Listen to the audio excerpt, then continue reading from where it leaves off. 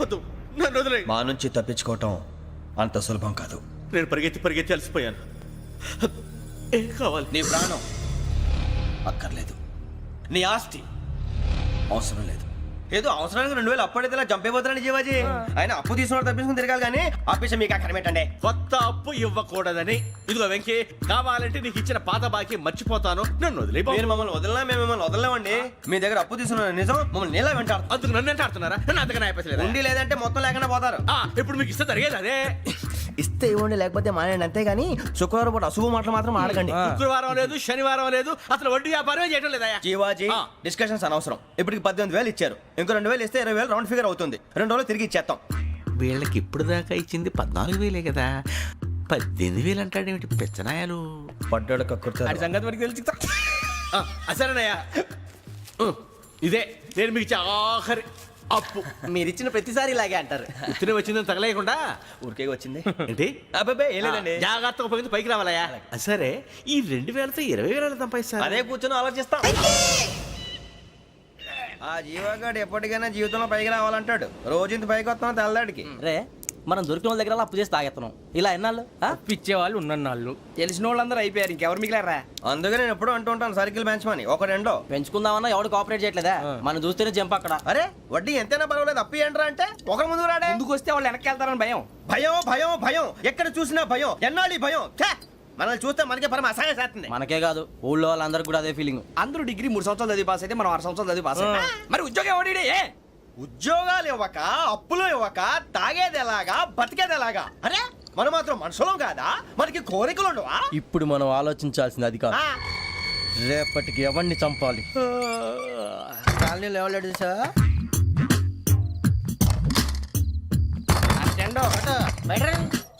నువ్వా వెంకీ? ఏంటి వెంకీ ఈ టైంలో వచ్చా? నీతో మాడే పని ఉంది, దా చెప్తా. ఏ బాగా నిద్రొస్తుందా? సరిగానే రే, నువ్వు మమ్మల్ని చూసే తలిపేసావా? మామూలుగానే వేసాను. మామూలుగా వేసేవాడివి. మేము రావడానికి 1 నిమిషం ముందో, మేము వెళ్ళాక 1 నిమిషం తర్వాత వేయాలి కానీ బిలాల్ రాజా, నాకు నిద్ర వచ్చి పడుకుందామని తలుపేసుకున్నాను. అయినా నా ఇంటి తలుపులు నేను అడిగేసుకోవాలంటే తప్పు చేసిన కాక ఇంకా గేర్ సమాధానం చెప్తావా? మీ ఇంట్లో పెళ్లిడికి వచ్చిన ఆడపిల్లలు ఎదురున్నారు. ఇదిగో అమ్మాయిలు, మీతో ఎప్పుడైనా యథాశాలు వేసానా? విన్నారా? అడుగు తలుపులు వేసావు. అనవసరంగా గొడవ ఎందుకు? ఇక్కడి నుంచి వెళ్ళండి. గొడవ? మీ ఇంటి మీద పడి ఎప్పుడైనా గొడవ చేశానా బినిగారు? లేదు బాబు. విన్నారా? చెప్పు, మమ్మల్ని చూసి తలుపులు ఎందుకు వేసుకున్నావు? అరే మాకు అప్పించిన వాళ్ళు కూడా మమ్మల్ని చూసి ఎప్పుడు తలుపులు వేసుకోలేదు. ఏం చేయాలి? మరి నువ్వు ఎందుకు వేసుకున్నావు? బాబు టప్ అయిపోయింది, బుద్ధి తక్కువ వేసాను చాలా. అంటే మా మోకాల మీద తలుపులు వేసామని ఒప్పేసుకుంటున్నావు? ఒప్పుకుంటున్నాను. సరే ఇప్పుడు చెప్పు, మా మొఖాల మీద తలుపులు వేసేంత తప్పు మేము ఏం చేసామరా? తప్పైపోయిందని అంటున్నారు కదా, వదిలేయండి బాబు. అదే తప్పు మేము చేసి మమ్మల్ని వదిలేయమంటే మీరు వదిలేస్తారా బినిగారు? తప్పని ఒప్పుకుంటున్నాడు కదా అయ్యా. ఇప్పుడు టైం 11 అయింది, వెళ్ళి పడుకోండి. 11 అయిందా? కొమ్ము ఉంచాడు కదా. నాకు సంబంధం ఏంటి? ఉంది, సంబంధం ఉంది. 11 గంటలకి నా క్లోజ్ ఫ్రెండ్ ఢిల్లీ వెళ్తున్నాడు. 5,000 అప్పిస్తానని ఎయిర్పోర్ట్ రమ్మని చెప్పాడు. నీ గొడవలో పడి ఆ సంగతే మర్చిపోయాను. ఇప్పుడు నాకు జరిగిన నష్టానికి భర్తీ ఎవరు చేస్తారు? మీరా మీరా మీరా? ఎవడు పడితే ఎందుకు చేస్తాడా భర్తీ? భలే వాడి నువ్వు. తప్పు ఎవడు చేసినా వాడు చేస్తాడు. దానికి కారణం ఈ 10 మనిషే కదా. వాడే చేస్తాడు.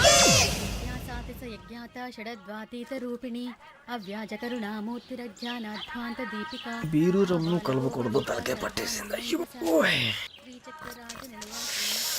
ఏంటే చదువుకుంటున్నావా? చదువుకో చదువుకో. దేనైనా వెనక్కి తీసుకురావాలం కానీ పోయిన కాలం వెనక్కి తీసుకురావడం ఎవడి వల్ల కాదు. టైం విలువ గురించి నువ్వు మాట్లాడడం. నువ్వు ఎలా పోతే నాకు ఎందుకులే. ఏమ్మా నీ పూజ అయిందా? తలకే పట్టేసింది, కాస్త మజ్జిగుంటే ఇవే. మా నాయనే అందరూ పొద్దున్నే లేచి టీలు కాఫీలు అడుగుతుంటే నువ్వు మాత్రం మజ్జిగ అడుగుతున్నావురా. కాఫీలు టీలు తాగే స్టేజ్ వాడు ఎప్పుడో దాటిపోయాడు. రాత్రి తాగింది దిగాలంటే మజ్జిగే తాగాలి. నువ్వు తల దించుకోవడం ఎందుకురా? నీలాంటి యదవనగానందుకు నేనే దించుకోవాలి తల. రాత్రి సుబ్బారావు గారి ఇంటి మీద గొడవకి వెళ్ళేవంటగా. అలా చెప్పాడు మీకు? ఏ మళ్ళీ గొడవ కెడతావా? నీ దెబ్బకు భయపడి రాత్రి తలుపులు తీసి పడుకున్నారంట. తెల్లారగా టైంట్లో దొంగలు పడ్డారు. ఆడింట్లో ఉందిలేండి, పట్టుకుపోవడానికి అక్కడ కూతురు తప్ప. ఎన్నాళ్ళు ఇలా బేవర్స్గా తిరుగుతావురా? ఇన్నాళ్ళని ఏం ఫిక్స్ అవ్వలేదండి. చిచి నాన్న, అమ్మా, కంబైన్ స్టైల్స్ కి ఫ్రెండ్స్ ఇంటికి పిలుద్దాం అంటే వీడికి భయపడి ఎవరు రావడం లేదు. నేనే చేశానే. వాళ్ళ వంక అదోలా చూస్తున్నావంట. గొప్ప ఫిగర్ అని అదోలా చూస్తాను, ఏదో మోహాలు వేసుకొని. చదిగా ఆ గొంతు ఆ వాలకం చూడలేకపోతున్నాను రా బాబు. చిన్నప్పుడు వచ్చి నా అలాగే ఉన్నావు, తెగ ముడిచిపోయారు. ఇప్పుడు నచ్చట్లేదు నాన్నగారు మీకు? నేను యదవలతో డిస్కస్ చేయను. నేను చేస్తాను. మీరు చెప్పదలుచుకుంది ఏమిటో చెప్పండి. ఇంకా చెప్పేదే ఉంది.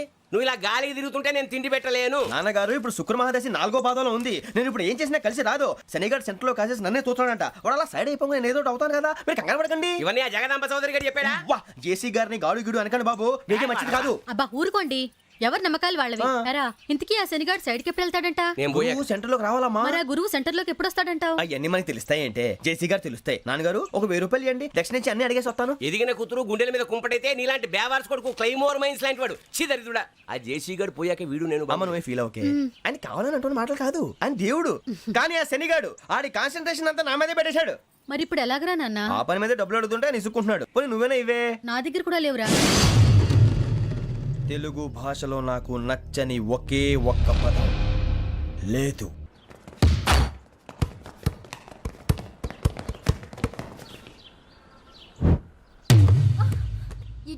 అరే సోరే బాల్ తీసుకురారా. సారీ ఏదో పరప బాలి. బాస్కెట్ బాల్ మాలాంటి వాళ్ళు ఆడాలి. మీలాంటి మాసున కొడుకులు ఆడితే ఇలాగే ఉంటుంది. ఇలాగే ఇలాగే అమ్మాయిల ముందు ఫోర్స్ కొడతావా? ఆహా, అయితే నిన్ను కొడతా.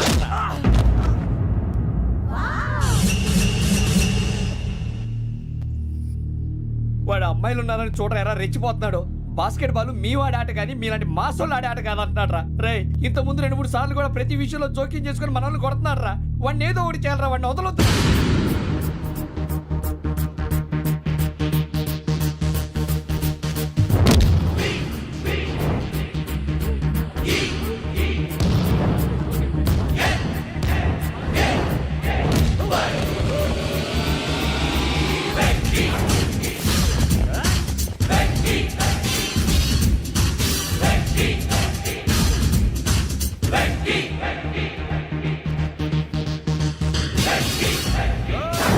ఆడపిల్లలంటే ఎవరికైనా దెబ్బ తగిలితే అయ్యో అంటారు, మీకేమో ఎవరైనా కొడితే కామెడీ.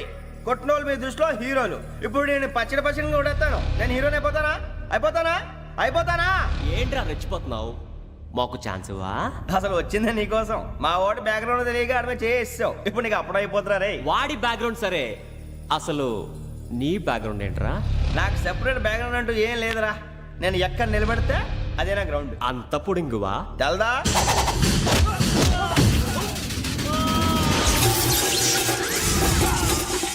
ఎవ్వా మన మామిడి కొట్టినప్పుడు వావ్ అన్నారు, ఇలాగే ఉంటుంది.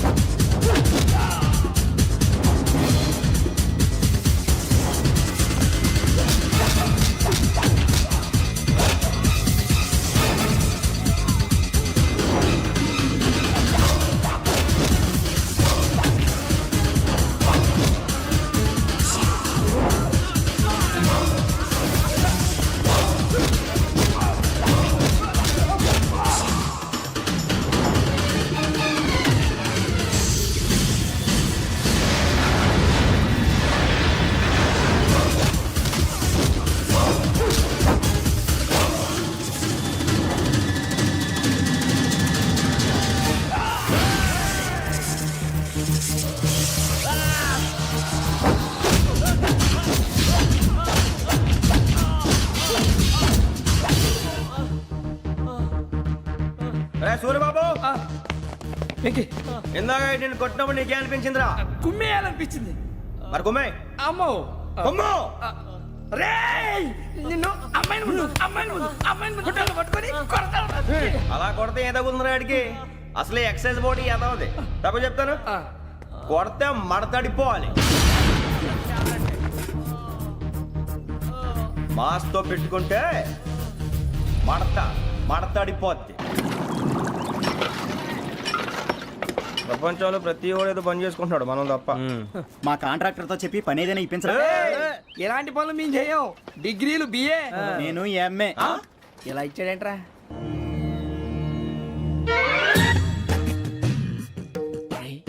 కళ్ళు మూసుకునే ఉన్నాడు, కొంప తీసి నిద్రపోతున్నాడేంటి? కళ్ళు మూసుకొని ఎవరినో కాంటాక్ట్ చేస్తున్నారు. అవునా? అబ్బా. రామ్ ప్రసాద్, నీకు నిజం చెప్పాలంటే బాధగా ఉంది, కానీ చెప్పక తప్పదు. ఎందుకంటే అది నిజం కాబట్టి. Correct sir, correct. ఏంటి సార్ అది? నీకు 40 ఏళ్ళు వచ్చే వరకు కష్టాలు తప్పవు. గురూజీ, అవి మామూలు కష్టాలు కావు, అష్ట కష్టాలనే చెప్పాలి. ఉదాహరణకు అవి ఎలా ఉంటాయంటే, దొరక్క నీకు ఫుడ్ దొరికితే అది నీ నోటికందే లోగా నీ కాలో నీ చెయ్యో తగిలే మట్టిపాలైపోతుంది. నీ వాకలికి తట్టుకోలేక అప్పు కోసం ఎండను పడి వెళితే అక్కడ తాళం వేసి ఉంటుంది. మరో కఠోరమైన నిజమేమిటంటే, నీ దరిద్రాన్ని చూసి భరించలేక నీ భార్య లేచి వెళ్ళిపోతుంది. ఒక్కతేనా ఎవరితోనన్నా? తప్పు. అతని దురదృష్టాన్ని చూసి ఎగతాళి చేయకు రమణ. Sorry sir. ఇదయ్యా రాంప్రసాద్, నువ్వు ఈ 40 ఏళ్ళు ఈ నరకాన్ని అనుభవించక తప్పదు. 40 ఏళ్ళ తర్వాత అలవాటైపోతుంది. ఇక నువ్వు వెళ్ళొచ్చు. ఏమో వెంకటేశ్వరరావు, కులాసైనా రమ్మన్నారట. నీకు శుభవార్త చెబుదామని పిలిపించాను. ఏంటి గురూజీ? నీకు శుక్రమహాదశ ప్రారంభం అవబోతుంది. అంటే శనిగా సెట్ అయిపోయినట్టేనా? ఆల్మోస్ట్ అయిపోయినట్టే. మీరంతా టోపీలు పెట్టుకునే ఉద్యోగాలు కూడా చేసుకుంటారు. ఇప్పటిదాకా మేమందరికీ టోపీలు పెట్టాం కానీ మాకు మేమే టోపీలు పెట్టుకుంటాం ఎప్పుడు అనుకోలేదు గురూజీ. అదే విధి. మరి ఇప్పుడు బిల్ల బంటోతు నుంచి బీట్ కానిస్టేబుల్ వరకు అందరికి నెత్తిమి టోపీలు ఉంటాయి. అందులో ఏ ఉద్యోగమో? ఎస్ఐ గారు కూడా టోపీ పెట్టుకుంటారు తెలదా? ఏది మన చదివే చదువులకు ఎస్ఐ ఉద్యోగాలు ఇస్తారేంటి? గ్రహాలు శాసిస్తున్నప్పుడు చదువులతో పని లేదు. ఏబిసిడీలు చదివినా చాలు మీ జీవితాలు విచిత్రమైన మలుపులు తిరుగుతాయి. మీకు విపరీతమైన ఫాలోయింగ్ వచ్చేస్తుంది. మీరు చాలా ఫేమస్ అయిపోతారు. వింటానికి చాలా బాగుంది. ఇప్పుడు మమ్మల్ని ఏం చేయమంటారు గురూజీ? ఏమీ చెయ్యదు, వెయిట్ చేయండి. కాలం కలిసి వస్తే అదృష్టమే మిమ్మల్ని గేలం వేసి పట్టుకుంటుంది. అంతవరకు వెయిట్ చేయండి. వెయిట్ చేసి కొంచెం వెయిట్ కూడా పెరిగింది. అయినా పర్వాలేదు, వెయిట్ చేస్తాం. అందాక ఏ అప్పు సపోర్ట్ చేసుకుని తాగుతాం, బ్రతుకుతాం అన్నట్టు. అప్పు అంటే గుర్తొచ్చింది. అప్పు మీద మీ అభిప్రాయం ఏంటి గురూజీ? ఏంటరా ఇంత నుంచి మీకు ఎదుగుతున్నాను రా. ఇక్కడేం చేస్తున్నారు? మన టైం బాగుందిరా. ఎవడన్నా అప్పిస్తున్నాడా ఏంటి? కాదురా, ఉద్యోగాలు ఇస్తారమ్మన్నాడు. గురూజీ చూసారా, చౌదరిగా చెప్పింది నిజమే. మరి శుక్రమాదేశ్ మొదలైంది. ఇంతకీ ఎవరా మహానుభావుడు? నమస్కారం. అయినా నేను చెప్పింది. ఆహా, సాక్షాత్ ఎంప్లాయ్మెంట్ ఎక్స్చేంజ్ నడుచుకుంటూ వస్తున్నట్టు ఉంది. పదండి పట్టేద్దాం. నమస్కారం సార్. నమస్తే. వీలే సార్ మా ఫ్రెండ్స్. నమస్తే. నేను చెప్పానుగా, భగవాన్ గారు. ఆహా, పేర్లోనే దేవుడు ఉన్నాడు. లోపల కూడా పాజిటివ్ థింకింగ్ ఎక్కువ. ఇంతకీ మీరు ఇండియానా చైనీసా? India sir. మా ఫేస్ చూస్తారు అనిపించలేదు మీకు? భలే కామెడీ ఫీల్ లా ఉన్నాడు. నేను అడిగేది ఇండియన్ రెస్టారెంటా చైనీస్ రెస్టారెంటా అని. నేనేది ఓపెన్ గా డిస్కస్ చేయను కదా. పేరు చూసుకుల్లో డిస్కషన్ పెడతాడు అనుకుంటే వీటేంట్రా హోటల్ అంటున్నాడు. బాబు ఎట్ ఫీల్ అవుతున్నాడు. అంతా మీ ఇష్టం ఉంటున్నాడు సార్. ఫస్ట్ చైనీస్ రెస్టారెంట్ కి వెళ్దాం. నెక్స్ట్ అక్కడ డిసైడ్ చేద్దాం. చాలా ఇబ్బంది పడుతున్నట్టున్నారు. నువ్వు చేత్తో తినే బాబు. నేను జనరల్ గా చైనీసే ప్రిఫర్ చేస్తాను. ఫ్యాట్ కంటెంట్ తక్కువ ఉంటది కదా. రేపు నుంచి మేము కూడా ఇదే ఫాలో అవుతాం. ఎంతకీ మీకు స్టీల్ ప్లాంటా, షిప్ యార్డా, ఏషియాడా, జింక, బంకా? బంకా, హెచ్పిసిఎల్. ఇవన్నీ దేనికి సార్? దేనికేంటి? ఉద్యోగం చేయడానికి. మీకు ఎందులో కావాలో చెప్పండి. నేను అమలపోతున్నారా? ఏంటయ్యా డిస్కషన్స్? మాకు నీ ఛాయిస్లు ఉంటాయి అనుకోలేదు. మీరు సడన్ గా జింకు బంకు అంటే సింక్ అవడానికి కొంచెం టైం పట్టింది. అదే అదే జేసీ గారు టోపీలు పెట్టుకుని ఉద్యోగం అన్నారుగా. వీటిలో టోపులు పెట్టుకునే జాబ్లు ఎక్కడ ఉన్నాయండి? అన్నిటిలోనే ఉంటాయి, వాటిలో కూడా ఉంటాయి. వాచ్మెన్ ఉద్యోగం కావాలా? ఇంతకీ మీరు అనే జాబ్ ఏంటి సార్? నేను చెప్పేది టోపులు పెట్టుకునే ఉద్యోగం కాదు, టైల్ కట్టుకునే ఉద్యోగం. అది టైల్ కట్టుకోవటం మాకు రాదు. వాళ్ళు కడతారులే. ఇంతకీ మీకు జిఎం కావాలనా, ఏ జిఎం కావాలనా? అట్లా పిలుస్తున్నాడు చూడు బాబు. జిఎం అడిగితే ఎలా ఉంటుందంట? ఏజీఎం అంటే వెంటనే కొంచెం పెద్దదిగా ఉంది. అడుగు.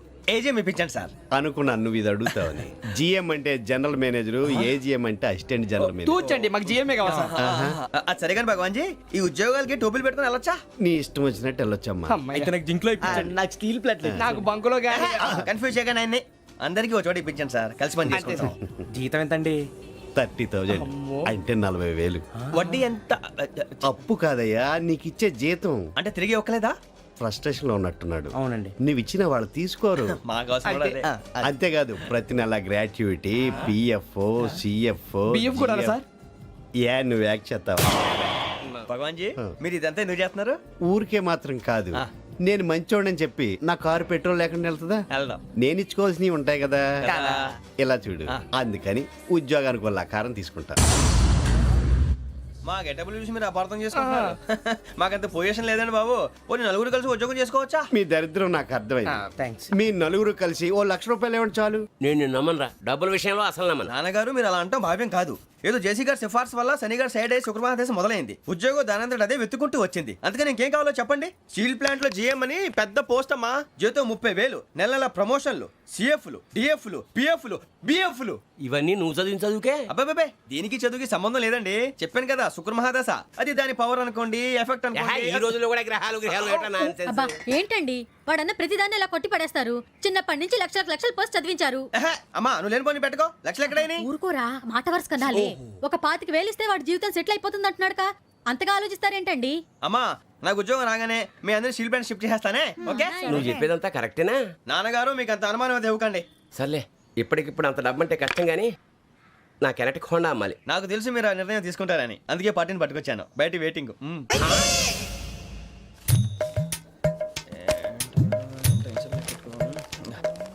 ఇవ్వండి. భగవాన్ జీ మీతో నాకు కుదరదండి. మీరు తేడా మనుషుల్లా ఉన్నారు. చూడటానికి అలా కనపడతాం కానీ తేడా మనుషులు కాదండి. ఇది ఎంతో లెక్క పెట్టండి. 5,000 తగ్గిందండి. ఆ విషయం నాకు ముందు చెప్పాలి కదా. ఇది తేడాతనం కదా. సర్దుబాటు కాక జరిగిన పొరపాటు. మా దరిద్రం మీకు తెలియదు కాదు. మీ ప్రాబ్లమ్స్ నాకు అనవసరం అండి. ఇప్పటికే మీ మూలంగా 3 లక్షల బొక్క తెలుసా? మీరు ఫేస్ అంత చిరాగ్గా పెట్టకండి. రే ఆ గొలుసేవరా, తొందరగా ఎవరా, ఆయన కోపం వస్తుంది. ఇదిగో తీసుకోండి. తీసుకోండి ప్లీజ్. భగవాన్ గారు తీసుకోండి సార్ ప్లీజ్. భగవాన్ గారు మీ కోపం తగ్గిందా? కోపం కాదు వెంకటేశ్వర గారు, ఎందుకో మోసాన్ని భరించలేను. అది నా బలహీనత. ఇవన్నీ వదిలేయండి, ఇంకోసారి పొరపాటు జరగదు. మేము ఎప్పుడు జాయిన్ అవ్వాలో చెప్పండి, కొత్త బట్టలు కొనుక్కోవాలి. మీరు ఆ పనిలో ఉండండి. పొద్దున్నే గుడికి వెళ్ళి 9:30 కల్లా, మొన్న వచ్చారే ఆ ఆఫీస్కి వచ్చేయండి. మీ అపాయింట్మెంట్ ఆర్డర్స్ రెడీగా ఉంటాయి. 8:30కి వచ్చేస్తాం. మీరు వచ్చిన వాళ్ళ తలుపులు తీరు. మీ కంగారు నేను అర్థం చేసుకోగలను. ఇంతకాలం పని లేక స్తంభించిపోయిన మీ జీవితాలు ఇక నుంచి వేగం పుంజుకుంటాయి. ఆయన ఉన్నారా? ఎవరు? భగవాన్ గారు. మీరెవరు? ఆయన క్లోజ్ ఫ్రెండ్స్. సరే లోపల రండి. పదా సార్ వీళ్ళు భగవాన్ క్లోజ్ ఫ్రెండ్స్ అంటారు. సరే నువ్వు వెళ్ళి నేను మాట్లాడతా. సార్ మీరంతా భగవాన్ స్నేహితులా? అవును, అలాంటి స్నేహితులు ఉన్నందుకు గర్వపడుతున్నాం. సరే ఏంటి సంగతి? ఏముంది, మా అపాయింట్మెంట్ ఆర్డర్ చేస్తే పట్టుకులు చేరిపోతాం. ఈ రోజు గురు పౌర్ణమి, మంచి రోజు. అపాయింట్మెంట్ ఆర్డర్ ఏంటి? మీకు అందాల్సి నీకు అందనట్లేదు. ఏంటది? ఏంటంటావేంటి? ఒక్కోడు 25,000 ఇచ్చాం. భగవాన్ గారి హెల్పింగ్ నేచర్ కాబట్టి తక్కువ రేటుకి ఒప్పుకున్నాడు. ఇంతకీ ఇది ఏ ఆఫీసో మీకు తెలుసా? తెలుసుకోవాల్సిన అవసరం మాకు లేదు. కానీ చెప్పాల్సిన అవసరం మాకుంది. యాంటీ కరప్షన్ బ్యూరో అంటే అవినీతి నిరోధక శాఖ. లంచం తీసుకోవటమే కాదు, ఇవ్వటం కూడా నేరం. మీ భగవాన్ గారు ఒక 420. మా బాబుకి ఎన్ని తిట్లు వచ్చిన విషయం నిన్నే తెలిసింది నాకు. ఇంతవరకు మా బాబు నా ఒట్టుమే చేయలేదని మీ అందరితో గర్వంగా చెప్పుకునేవాడిని. First time man handing record 5,000 తక్కువ నా గోల్ చెలుగు లాగేస్తాడు. అరే కోపడకండి రా, వాడు ఇక్కడే దొరుకుతాడని మా ఫ్రెండ్ చెప్పాడు. తొక్క దొరుకుతాడు. మీకు జింక్ లో కావాలనా, బంక్ లో కావాలనా, స్టీల్ ప్లాంట్ లో కావాలనా, షిప్ యార్డ్ లో కావాలనా? అంటే ఎక్కడ పడితే అక్కడ ఇప్పిస్తారా సార్? ఎక్కడ పడితే అక్కడ, ఎలా కావాలంటే అలా చేసుకుందాం. ఇబ్బంది ఏమీ లేదు. ఆపరేషన్ లో కావాలనా? అవి గేమ్స్ కదా సార్. ఆ స్పోర్ట్స్ కోటా లేవయ్యా. ఏమైంది సార్? ఉద్యోగాలు ఇప్పించమని ఎంట పడుతున్నారు. నువ్వు టచ్ లో ఫోన్ చేయ.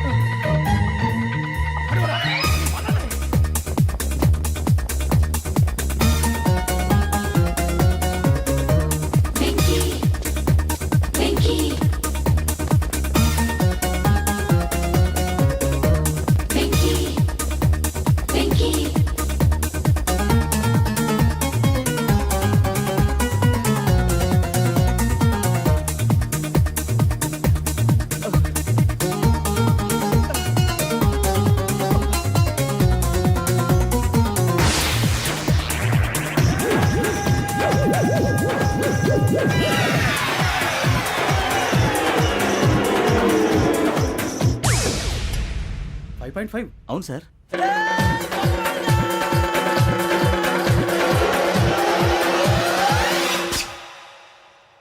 గ్రేట్.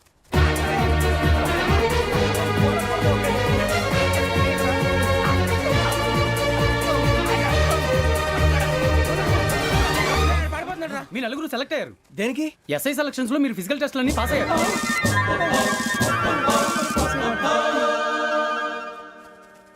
కానీ మేము అప్లై చేయలేదు సార్. అప్లై చేయలేదా? చేయి వదలకండి సార్, కాలు పట్టుకోవాల్సి వస్తుంది. రాగరాకు వచ్చిన అవకాశం. సరే, మీరంతా డిగ్రీలు పాస్ అయ్యారా? ఎప్పుడో. ఓకే, ఇప్పుడు అప్లై చేయండి. Thank you sir. నేను మేనేజ్ చేస్తాను. Thank you sir. మీరు రిటర్న్ టెస్ట్ ప్రిపేర్ అలాగే సార్. All the best.